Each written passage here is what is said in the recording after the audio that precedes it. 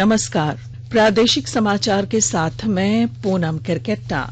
पहले मुख्य समाचार।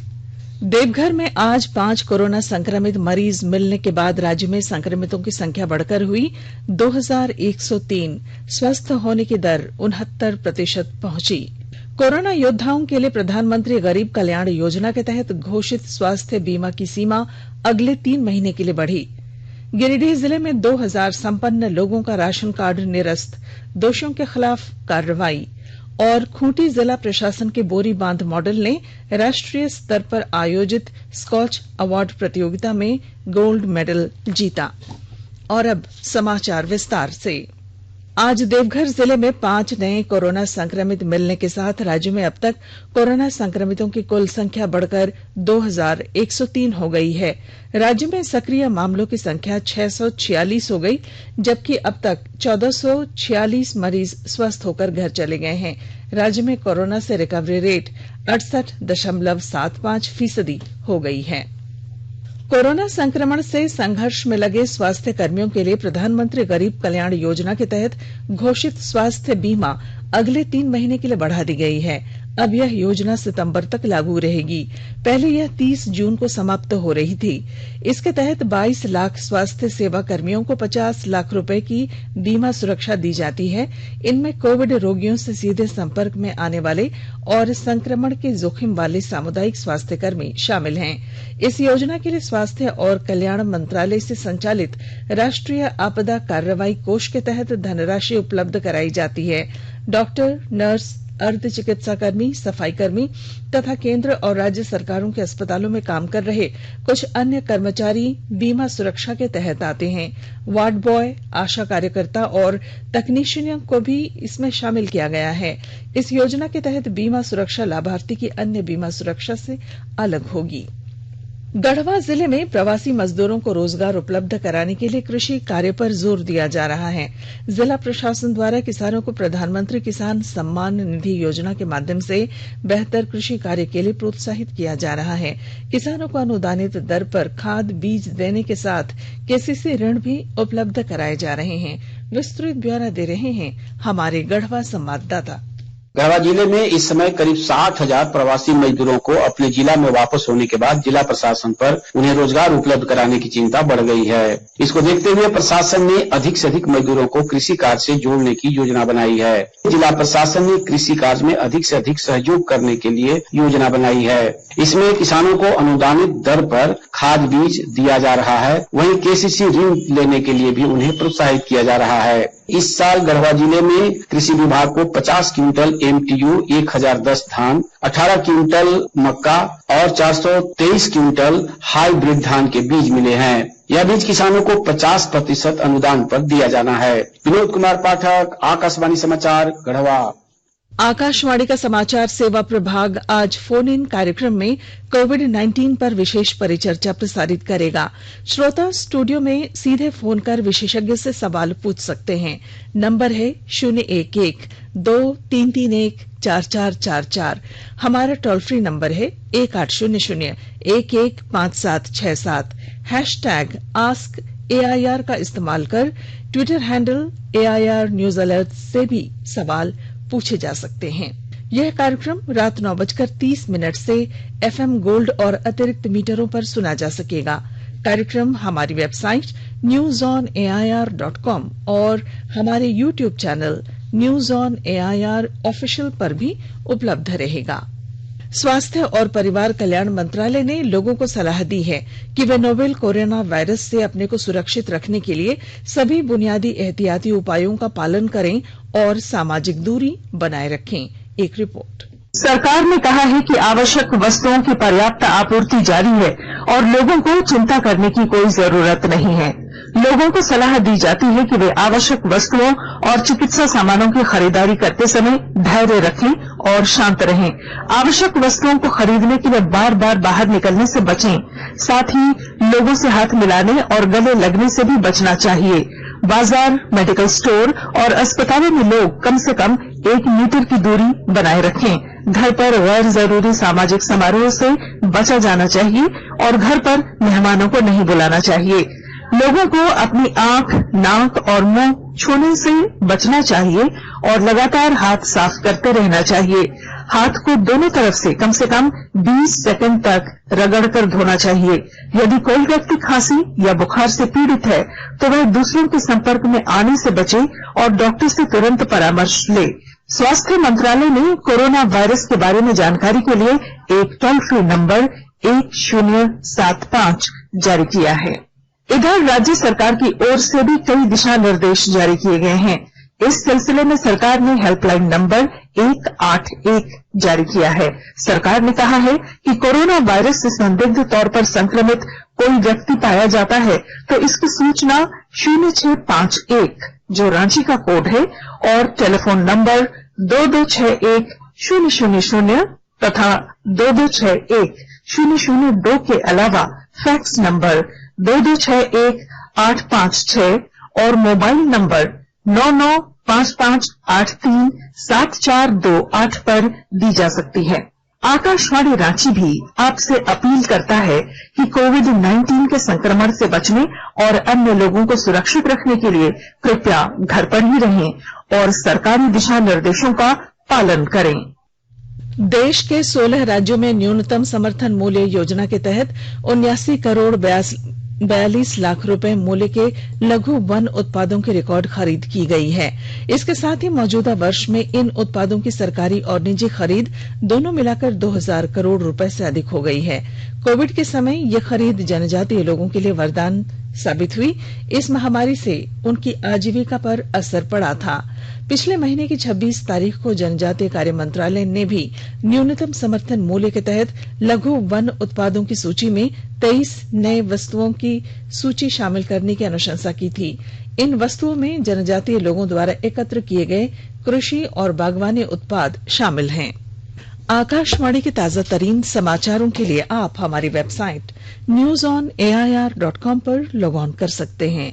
ताजा समाचार ट्विटर @AIR न्यूज अलर्ट्स और Facebook page all India radio news पर भी उपलब्ध हैं। आप प्रादेशिक समाचार एकांश के ट्विटर अकाउंट @AIR News_Ranchi और Facebook page AIR news Ranchi के अलावा YouTube channel regional news unit Ranchi पर भी हमारे बुलेटिन सुन सकते हैं। गिरिडीह जिले में 2000 सरकारी नौकरी वाले और संपन्न लोगों का राशन कार्ड निरस्त किया गया है। उनके खिलाफ विभागीय कार्रवाई और वसूली शुरू की गई है। उपायुक्त राहुल कुमार सिन्हा ने पूरे जिले में अयोग्य राशन कार्ड धारियों के विरुद्ध एक सत्यापन अभियान चलाया है। जिला आपूर्ति पदाधिकारी SDO डॉक्टर सुरेश खुद इसकी जांच कर रहे हैं।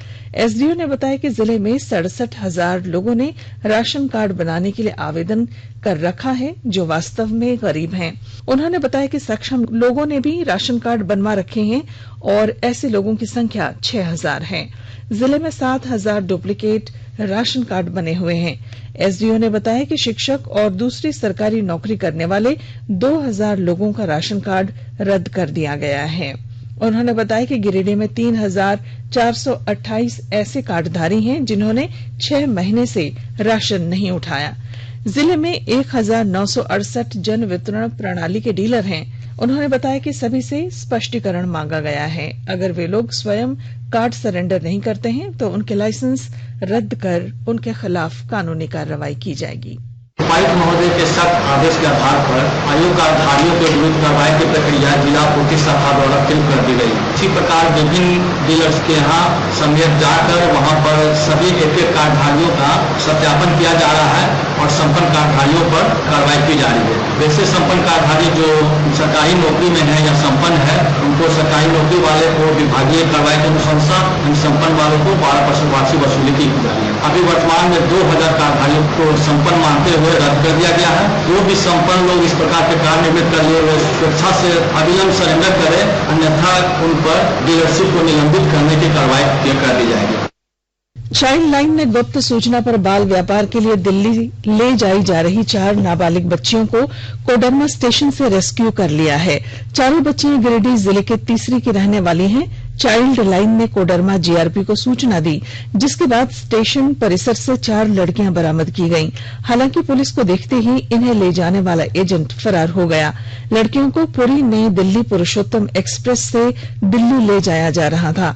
फिलहाल कोडरमा स्टेशन परिसर से नाबालिग बच्चों को सीडब्ल्यूसी के कार्यालय में रखा गया है और इन्हें ले जाने वाले एजेंट की तलाश की जा रही है। चाइल्ड लाइन से सूचना मिली कि बलियारी की 4 लड़कियां किसी अनजान व्यक्ति के साथ दिल्ली आते जा रहा है कि काम करने के मंसूबे से ये ले जाया जा रहा था, ये स्पष्ट नहीं है। हम लोगों ने सूचना के आधार से कुछ किया और जब वो सारी बातचीत हुई तो उसमें हमको ट्रेन की आवाज आ रही, उसके आधार से हम लोगों ने रेलवे स्टेशन पर जाकर के देखा तो वहाँ लड़कियां मिली। सबके आधार से हम लोगों ने उनसे पूछताछ किया, पूछताछ करने के बाद बिल किया तो उनके आधार कार्ड से ये पुष्ट हो गया कि हाँ ये लड़कियां बलियारी की है। उसके बाद हम लोगों ने जीआरपी को पुलिस को बुलाकर बच्चों को सौंपा। जीआरपी आगे की प्रक्रिया के लिए कोडरमा सीडब्ल्यूसी को बच्चों को सौंपा है। मानव संसाधन विकास मंत्री रमेश पोखरियाल निशंक ने योग को स्कूली पाठ्यक्रम से जोड़ने के लिए ऑनलाइन योग प्रश्नोत्तरी प्रतियोगिता शुरू की है। श्री पोखरियाल ने बताया कि इस प्रतियोगिता का उद्देश्य जागरूकता पैदा करना और विभिन्न योग पद्धतियों के बारे में प्रामाणिक स्रोतों से जानकारी प्राप्त करने के लिए बच्चों को प्रेरित करना है। उन्होंने कहा कि सवालों को श्रव्य माध्यम में रूपांतरित करने की सुविधा दी गई है, जिससे इस क्विज में दिव्यांग बच्चे भी भाग ले सकें। कल आषाढ़ महीने की द्वितीय तिथि है। इस दिन रथ यात्रा निकाली जाती है। भगवान जगन्नाथ, भाई बलभद्र और बहन सुभद्रा के विग्रहों को रथों पर आरूढ़ कर मंदिर से मौसीबाड़ी पहुंचाने की परंपरा है, लेकिन वैश्विक महामारी कोरोना वायरस के कारण इस पर ग्रहण लग गया है और गुमला में मेले का आयोजन नहीं होगा। प्रस्तुत है हमारे गुमला संवाददाता की रिपोर्ट। गुमला जिले में वैश्विक महामारी कोरोना वायरस के कारण पहली बार आषाढ़ द्वितीया को यानी कल निकलने वाली रथ यात्रा नहीं निकाली जाएगी। इस संबंध में सदर अनुमंडल पदाधिकारी जितेंद्र सिंह देव ने मेला आयोजन समिति के सदस्यों के साथ बैठक कर यह निर्णय लिया है। अनुमंडल पदाधिकारी श्री देव ने बताया कि रथ यात्रा यहाँ की काफी पुरानी सांस्कृतिक परंपरा है, इसकी अपनी मर्यादा है और इसमें लोगों की धार्मिक भावना भी जुड़ी हुई है। इसलिए उन्होंने मंदिर में पूजा पाठ आरंभ करने की अनुमति देते हुए कहा कि सिर्फ 5 लोग ही पूजा में शामिल हों। भगवान जगन्नाथ, भाई बलभद्र और सुभद्रा को रथारूढ़ कर मौसीबाड़ी पहुंचाने में भीड़ होने की आशंका है, इसलिए भगवान को पैदल ही मौसीबाड़ी पहुंचाया जाएगा। देवी प्रसाद शर्मा, आकाशवाणी समाचार, गुमला। खूंटी जिला प्रशासन की बोरी बांध मॉडल ने राष्ट्रीय स्तर पर आयोजित स्कॉच अवार्ड प्रतियोगिता में गोल्ड मेडल जीता है। इस प्रतियोगिता में देश भर के कई जिलों ने हिस्सा लिया था। राज्य के पश्चिमी सिंहभूम, गोड्डा, चतरा, पाकुड़ और आकांक्षी जिला खूंटी स्कॉच अवार्ड में शामिल था। खूंटी जिले में पिछले वर्ष बरसात के बाद लगभग 200 बोरी बांध बनाए गए थे, जिसमें आकांक्षी जिला योजना के तहत कुल 39 ग्रामों में 96 बोरी बांध बनाए गए। साथ ही जिले भर के लगभग 5000 लोगों ने श्रमदान किया। इससे लगभग 1000 एकड़ जमीन की सिंचाई हुई। साथ ही मवेशियों के पीने का पानी ग्रामीणों के नहाने धोने के काम आया और भूगर्भीय जल स्तर भी ऊपर आया है। साथ ही ग्रामीणों ने बोरी बांध से संचित पानी से साग सब्जियों की खेती भी शुरू कर दी है। अब हर वर्ष जिले में जल संरक्षण के इस तरकीब को अपनाकर जिले में सैकड़ों बोरी बांध बनाए जाएंगे। और अब बुलेटिन के आखिर में संक्षिप्त खबरें। गुमला पॉलिटेक्निक द्वारा आज कोरोना महामारी से बचाव के लिए शहर के सभी मंदिर, मस्जिद, गुरुद्वारा और गिरिजाघर में सेल्फ सैनिटाइजर मशीन उपलब्ध कराई गई। पॉलिटेक्निक के निदेशक अभिजीत शुक्ला ने बताया कि श्रद्धालु मंदिर, मस्जिद, गुरुद्वारा आते हैं तो संक्रमण से बचाव के लिए उन्हें सैनिटाइज करना आवश्यक है। और साहिबगंज के बोरियो थाना क्षेत्र निवासी व्यापारी अरुण कुमार शाह का अपहरण कर लिया गया है। अपराधियों ने शाह के परिजनों को फोन कर 30 लाख रुपए की फिरौती मांगी है। श्री शाह अपने घर से बाइक से राजमहल रामेश्वर बाग स्थित अपने खेत देखने के लिए निकले थे। और अब अंत में मुख्य समाचार। देवघर में आज 5 कोरोना संक्रमित मरीज मिलने के बाद राज्य में संक्रमितों की संख्या बढ़कर हुई 2103। स्वस्थ होने की दर 69% पहुंची। कोरोना योद्धाओं के लिए प्रधानमंत्री गरीब कल्याण योजना के तहत घोषित स्वास्थ्य बीमा की सीमा अगले 3 महीने के लिए बढ़ी।